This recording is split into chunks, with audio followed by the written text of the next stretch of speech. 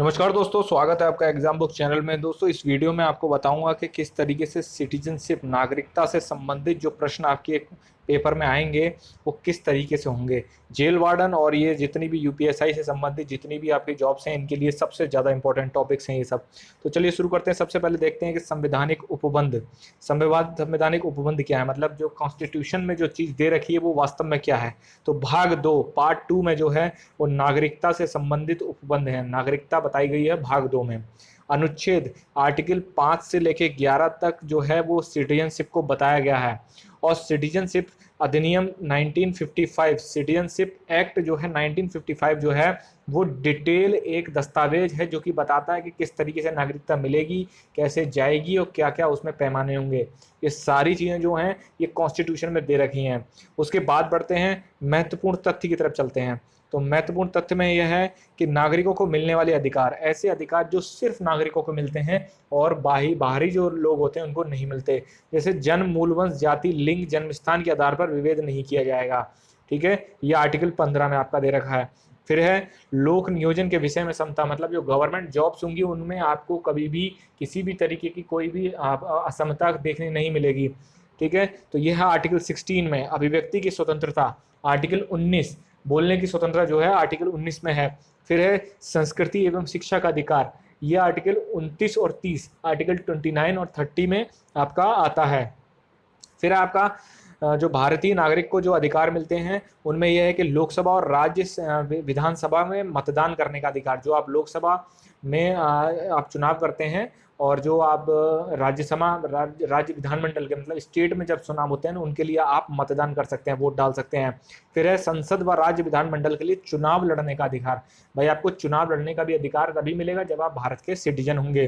फिर है सार्वजनिक पदों पर बैठने का अधिकार, जैसे राष्ट्रपति, उपराष्ट्रपति, न्यायाधीश, राज्यपाल, बहुत सारे और पद हैं। उन पर आप तभी बैठ सकते हैं जब आप जो है भारत के नागरिक हों। देखिए, राष्ट्रपति के संबंध में मैं एक चीज़ बताना चाहता हूँ कि जो हिंदुस्तान भारत में जो राष्ट्रपति होता है वो जन्म के आधार पर भी हो सकता है।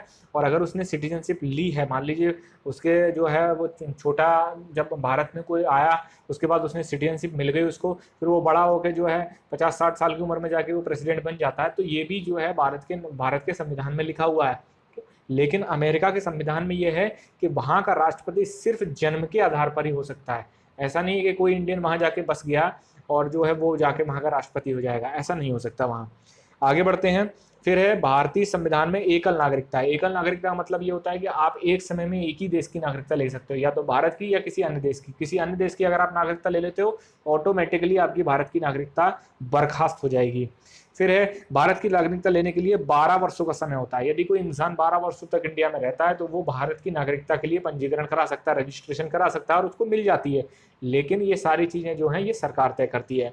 ओसीआई कार्ड धारकों के लिए जीवन भर वीजा मिलता है। देखिए, ओसीआई की फुल फॉर्म होती है ओवरसीज इंडियन। ठीक है, वो भारतीय जो जो जो भारत से बाहर काम करने के लिए गए और वहीं जाके बस गए, वहीं की नागरिकता ले ली, लेकिन वो पैदा भारत में हुए थे, तो उनको भारत सरकार एक सहूलियत देती है कि उनको ओसीआई कार्ड देती है कि उनको जीवन भर वीज़ा, मतलब किसी भी तरीके को आपको बार बार वीज़ा लेने की ज़रूरत नहीं, क्योंकि आप भारत में पैदा हुए हैं। एक चीज़ और इसमें मैं जोड़ूंगा कि जितनी भी नागरिकता का मिलना और जो भी नागरिकता से संबंधित जो भारत में चीज़ें होती हैं वो होम मिनिस्ट्री, गृह मंत्रालय के अंडर आती हैं। गृह मंत्रालय ही नागरिकता को संभालता है। फिर आगे बढ़ते हैं, नागरिकता प्राप्त करने के तरीके। नागरिकता किन किन तरीके से प्राप्त की जा सकती है। सबसे पहले जन्म के आधार पर, अगर आपका जन्म यहाँ हुआ है तो आप ऑटोमेटिकली नागरिक हो जाएंगे। वंश के आधार पर, यानी अगर आप जैसे मान लीजिए आपके पिताजी जो हैं यहाँ इंडिया में जन्मे थे और आज भी वो नागरिक और आप बाहर रह रहे हो, ठीक है, तो आप उस आधार पर भी जो है आप नागरिकता ले सकते हो। पंजीकरण और प्राकृतिक रूप से यह है कि 12 साल तक अगर आप रहते हो तो आप पंजीकृत करा सकते हो। क्षेत्र समाविष्टि, मतलब जैसे सिक्किम को जब जब इंडिया में सिक्किम समावेश होता है, इंडिया में जब सिक्किम आता है तो सिक्किम के सारे लोग ऑटोमेटिकली जो है भारत के नागरिक हो जाते हैं। ये जो चीज़ें हैं ये कभी क्वेश्चन में आ जाती हैं। इनमें से कोई भी 3 ऑप्शन उठाएगा, चौथा गलत कर देगा, तो आपको वो लगाना पड़ेगा। फिर है नागरिकता समाप्त होने के कारण, जैसे स्वैच्छिक त्याग, जैसे खुद ही आदमी ये कहते हैं कि नहीं भाई मुझे इंडियन सिटीजनशिप नहीं चाहिए और ये रहा मेरा लेटर, तो गवर्नमेंट ऑफ इंडिया जो है उसकी नागरिकता को रद्द कर देती है। फिर है बर्खास्तगी द्वारा। बर्खास्तगी द्वारा का मतलब ये होता है कि अगर कोई नागरिक दूसरे देश की नागरिकता ले लेता है तो ऑटोमेटिकली जो है उसकी नागरिकता बर्खास्त हो जाती है। वंचित करने द्वारा, आप किसी इलीगल एक्टिविटी या फिर आप टेररिस्ट किसी भी तरीके में मिलते हैं या राष्ट्र विरोधी काम करते हैं और वो बहुत ज़्यादा गंभीर प्रकृति का है तो आपकी नागरिकता जो है भारत सरकार छीन सकती है। फिर है, देखिए दोस्तों, ये आपकी नागरिकता से संबंधित छोटा टॉपिक है लेकिन क्वेश्चन कभी कभी आ जाता है तो आपको यहाँ बताना जरूरी था। आपको अगर अच्छा लगे तो लाइक शेयर सब्सक्राइब जरूर करें और लगातार कंटिन्यू सीरियस पढ़ाई करते रहें। किसी भी तरीके का कोई भी आपको प्रॉब्लम है टेलीग्राम से जुड़ जाएं और हमें कमेंट बॉक्स में जरूर बताएं। Thank you.